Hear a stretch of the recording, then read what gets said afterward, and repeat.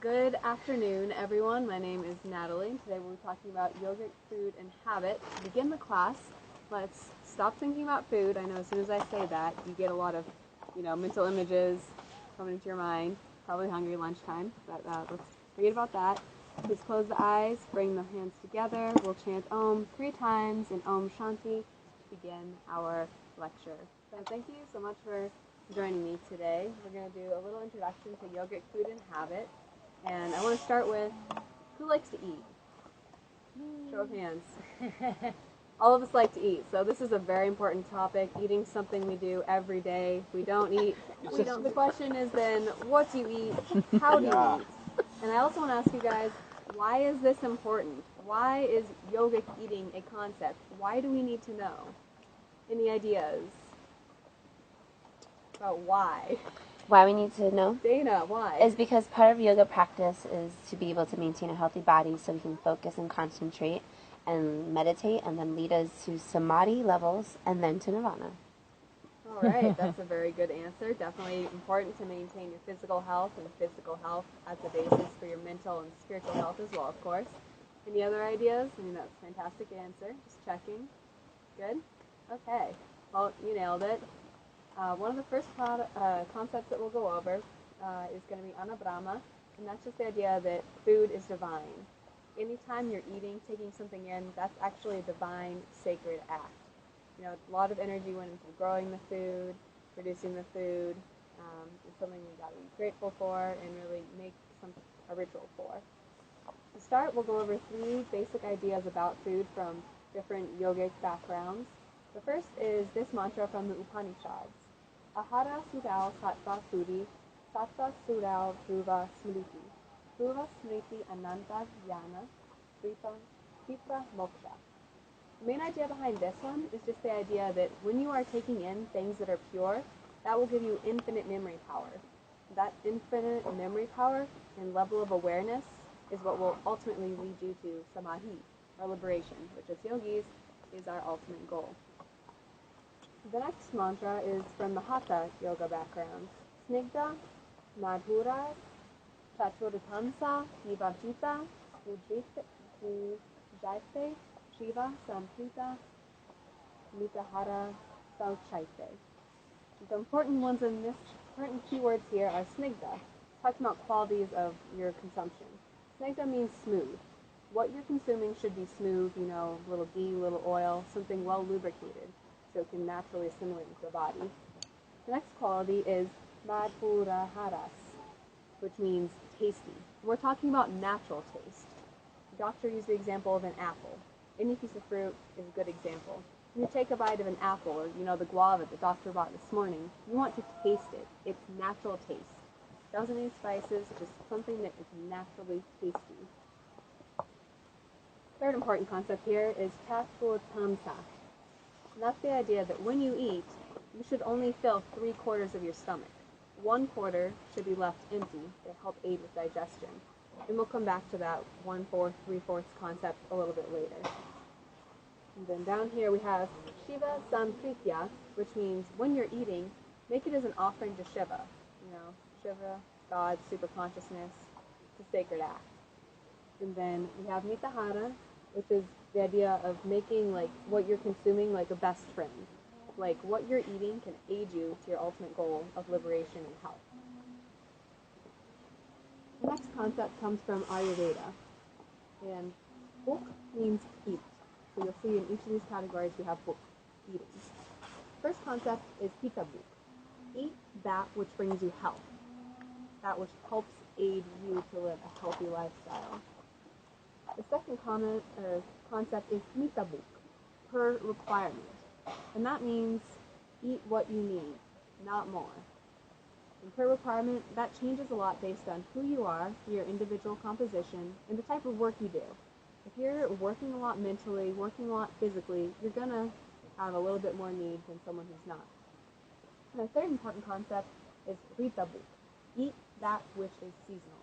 The importance from this comes from in the environments that we're in, when vegetables are growing in a particular season, they're taking in all the sun, the minerals from the soil, the water, and it's fresh. And fresh is one of the most important concepts when it comes to eating. In terms of, that's what lets you get the most minerals, the most vitamins out of your food.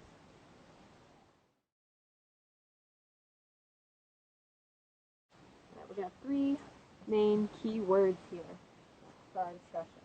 And the ones we've seen before, so hopefully, here, in terms of, when you're thinking sattvic, you're thinking pure foods. Like, the good keyword is purity. And these are the foods that will bring you health, as Soren was saying. The keywords purity, health, energy,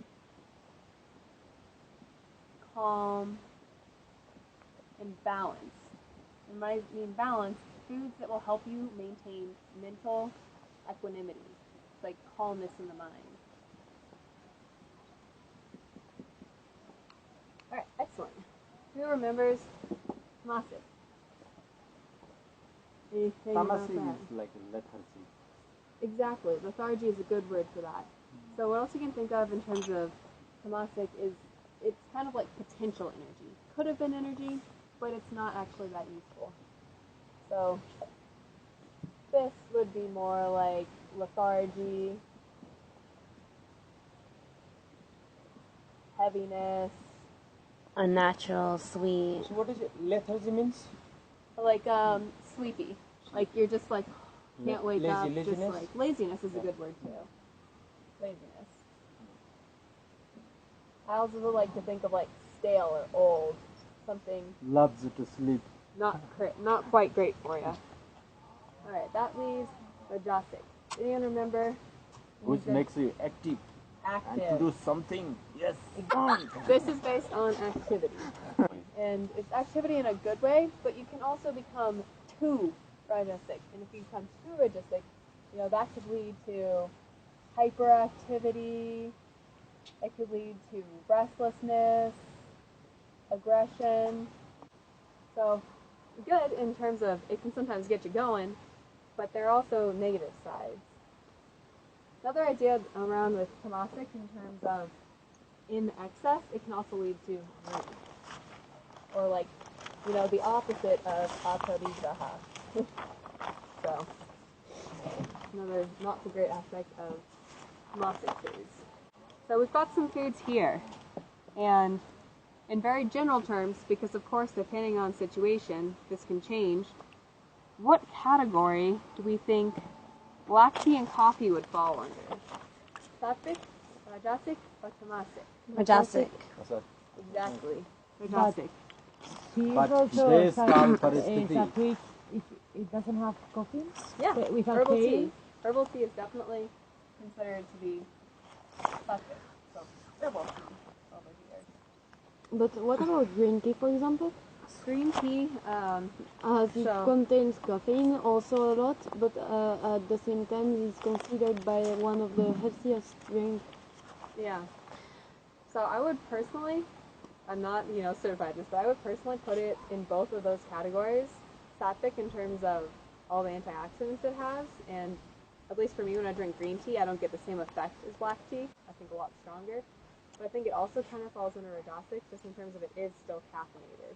But- So it does increase activity, but not in a bad way. If you are yogi, like meditator, it doesn't that is tamasik. Yeah. For general people, sometimes that is sattvic. You are feeling very cold. Yeah. Because the scientists they found some Caffeine heats like you. a therapeutic quality Yeah. for cancer, something like at that time it's Yeah. rajasic. That's why. Yeah. Final word, nothing is bad in the world. Yep, we're this- going to go over that. Would tea and coffee be almost like comparative to a Sukla Krishna in a karmic way? It's neither good. The thing is, It if could you be good drink and tea bad. It can have really good benefits for you, but then you can become addicted to it. And then Yeah. back and forth. So Yeah, depending. medicine is very, very bad. Suppose I'm also addicted with milk tea a little bit. At least that's because That's a good one. Milk. it's secrets, What do you guys. think, That's milk? for the first time I told with you Yeah. this one. Secret? Yeah, very secret. Okay, we'll keep it hush hush. Yeah. We won't tell the next yoga program. Let's get through a few Okay. more examples. Where do you think meat would fall under? Meat? Meat. I like to think of the keyword stale. It's not as fresh. It's something that's been killed. The energy has left it Yeah. a long time ago. So typically, these are all just typical, general. We'll talk about situation, location, time next. Typically, it's considered tamasic. So I But would like what to if- ask what one if- question. So you said meat is what tamasic, right? Generally, general rule. Generally meat. Okay, that's okay. So what do you think people, spiritual masters in their life or who have got liberation, people they eat or not? For liberation they can eat or not? I think overall, when you have attained the level of spiritual master, you're on a whole different playing field. You're not going to worry too much about if it's this or if it's that. Okay. So I think Just very short answer. Suppose as a very good example of like cycling. When you start learning, at that time, very small thing can disturb you. When you are master of that, so you can talk, facing this way, immediately you can handle everything else. When you understand samadhi at that time, anything you can digest, nothing disturbs you. That's why great yogis, because they don't do any like bad things, whatever they do, they can digest. Like Lord Shiva, he could digest the poison also. Yeah. That's so for us, that is very heavy work. But can anybody can liberate or not just by killing the goat, hens? Just by killing, can they liberate or not? No work on other things. Just to kill. His work and work. Can by He has killing. possibility, but because his mind is totally distracted, so it's difficult to bring the mind into. And you are doing karma layers. So, but let's finish this, then we'll come to all right. You guys are doing great so far. I'm glad to see that you're engaged in the topic. That makes it easier for me. So let's do two more examples here. Where do you think spicy food that's really hot, where is that going to fall under? It can be sattvic Rajasic? or tamasic or rajasic, depending on the amount we use. Because some spice helps for digestions as well, no? Yeah. Am I wrong? You're right. In Ayurveda, that's actually a really important concept in terms of balancing different energies. But we'll get into that a little bit later. Typically, spicy is considered mostly Rajasic. rajasic or heating. Usually everything is can be tamasic, rajasic, sattvic. It kal paristiti. You said we'll go later. Well, let's do two more examples. Where does fried food go? Tamasic. Tamasic. Think stale, leftover, not fresh. What about fruits and vegetables? Sattvic. Excellent. I have very good students. Can it be part of rajasic though, or not? Could be. Depends, of course, on other factors like how old your food is, what else is interacting it, how you're cooking it. So that would come, I think, more under like dasa kalpa, paristiti. Could some fruits be considered rasas? Fruits? Yeah, some fruits like lime or some really. Definitely. In both traditional Indian. Chinese medicine and Ayurveda, like each type of food has a different like digestive effect, post-digestive effect, and some fruits are considered heating rather than cooling or that. So it's like really there's specific lists for each and every food and all their problems. Something else to keep in mind with sattvic, rajasic, and tamasic is distance from the earth. Your sattvic foods are going to be your foods that are more farm fresh, anything fresh that can be lightly prepared. Your rajasic foods are going to be foods that require more preparation. Maybe they went somewhere, got packaged, then they got to you. Your tamasic foods are going to be even further down the chain. And maybe something that's left over from the day before. In yogic eating, they do recommend that if you're going to eat leftovers, make sure you reheat them and bring some more life back to them. So, in terms of sattvic food, another important concept is that of ahimsa, which means non-violence, non-harming.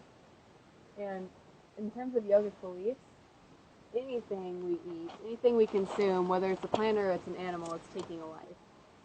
And so, most yogic diets do recommend vegetarianism in terms of it's viewed as less violent to be consumed plants and animals, but still comes back to knowing every time you eat, it should be a sacred act because you're taking some sort of life. This is something that came up earlier. I'm going to write down the words in case you all want to remember it. Desa, Kala, Paris, Ki.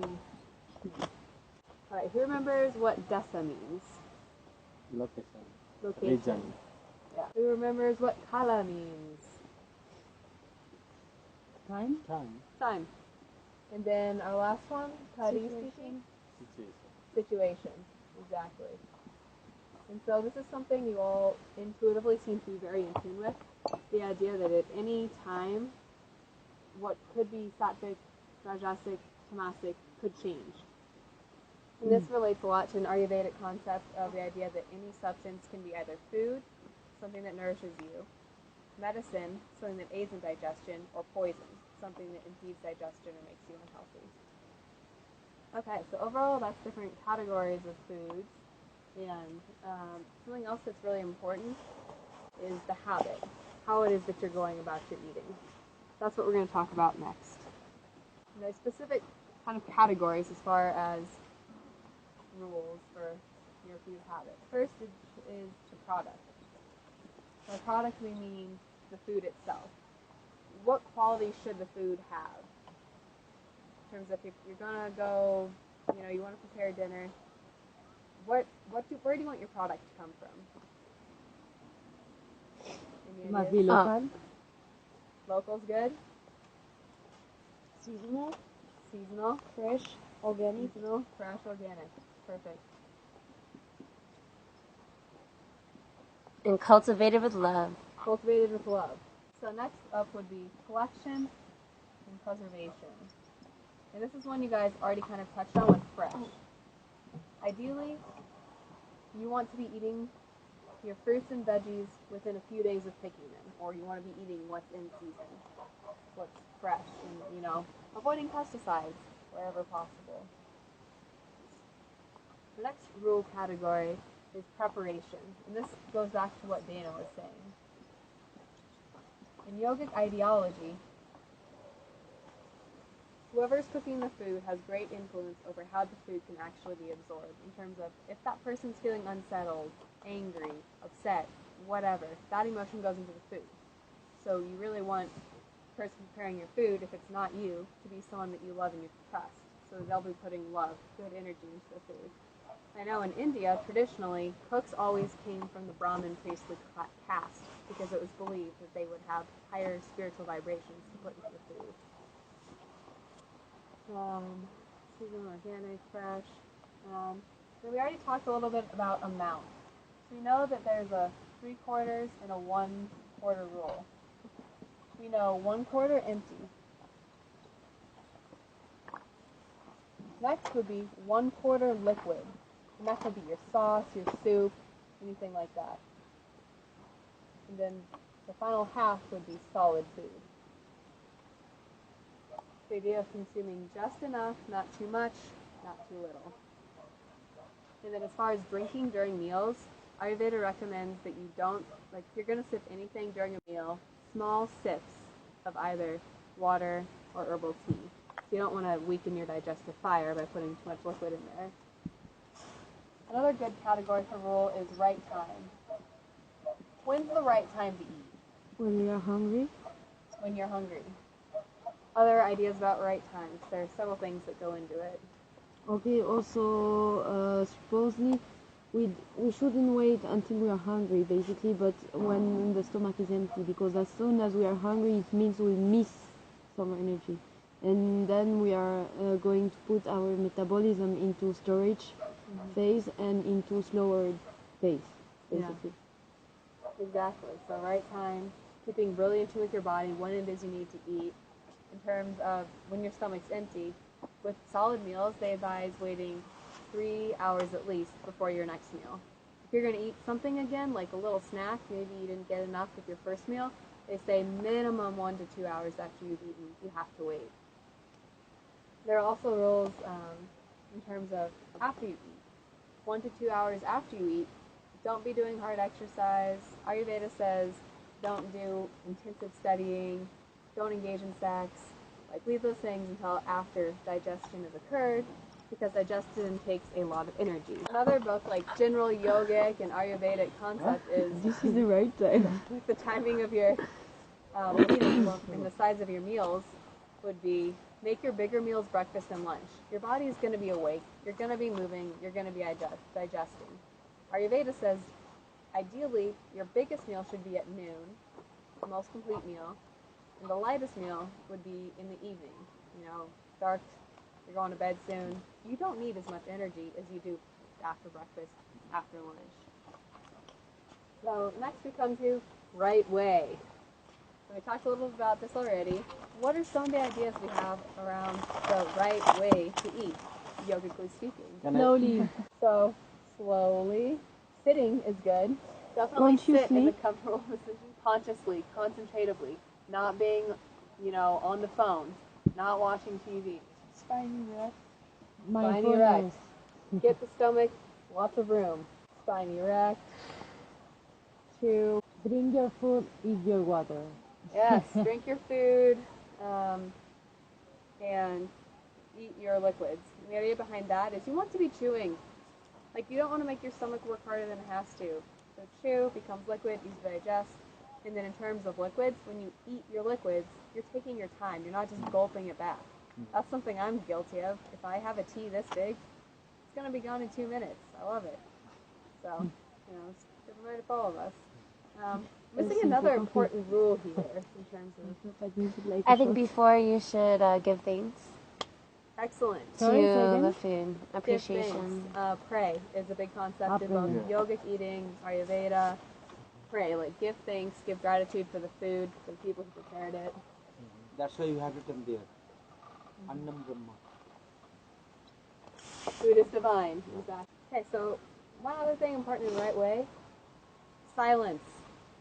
So hard to do, but according to yogic philosophy, You know more about it. to be in silence. And then something else for the yogic eating would be, when possible, eat with your hands. Just give it a try. Because when you're eating, you're feeding all 5 of your senses. You're not only just doing your taste, you're doing your sight, the hearing, like what the food sounds like as you're cooking, you're feeling it, you're smelling it. So eat with your hands might be a fun one to try. As I was saying, with Ayurveda, during meals, only small sips of water or herbal tea. You're not supposed to be chugging.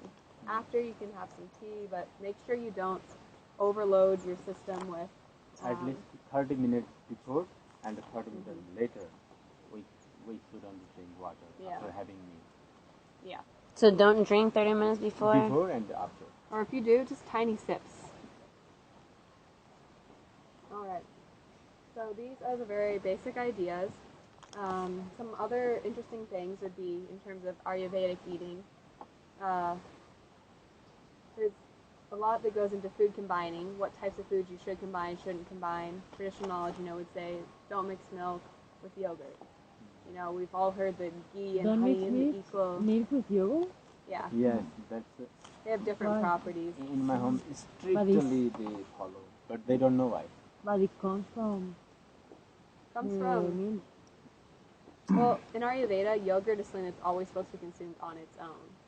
It's seen as like more complete food. And milk is also something that's supposed to be consumed on its own, as it's seen a complete food. Alright, and so we're nearing the end of our time here. There's so much more that we could go into in both yogic food and Ayurveda. I know it's interesting for a lot of you.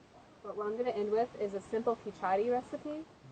The stuff that we were eating on our cleanse, because there are ways that you can spice it, throw some fresh vegetables in, that's very sattvic, very nourishing. Okay, so this is a pretty basic one. You'll be welcome to try at home. And so the ingredients I've written up here are half cup of rice, and they say basmati rice. Generally, they prefer brown rice over white rice. 1 cup of dal, and those are like lentils, or sometimes they're called split mung beans. About 6 cups of water. Really, a lot more water goes into this than anything else. 3 tablespoons or so of ghee, because the lubricating aspect is very important, what we talked about with snigdha from Hatha eating practices. And then spices. And this is really where you can play around, have fun, make the khichdi suit your taste. So the basic idea here would be 1/2 teaspoon salt, coriander, turmeric, a little bit more cumin, Or ideas that I have, I think it would be delicious if you forewent that and instead put basil and oregano or thyme and rosemary, some classic Italian herb combinations. And then vegetables. Could be any seasonal vegetable you like, chopped up small. The idea would be to first start with your rice and your dal, rinse them, make sure there's no rocks in it, rinse it so it gets off some of the dust, anything that might be on it.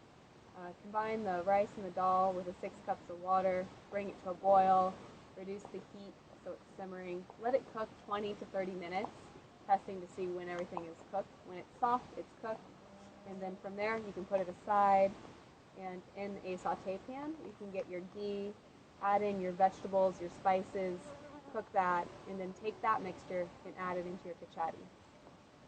And that is the most simple method for kachadi, very traditional food, and really one that you can design to suit however you'd like. Let's go ahead and in this session, I'd like to suggest that, maybe during lunch today we practice, or at least whoever wants to practice yogic eating, whether it's just silence or whether At it's least silence. today our Moving the silence. head. Let's try. Yeah. But okay, so let's bring the palms to heart center. Now a moment of gratitude. Lunch we're about to have. 3 ohms and Om Shanti. Exhale. Big breath in.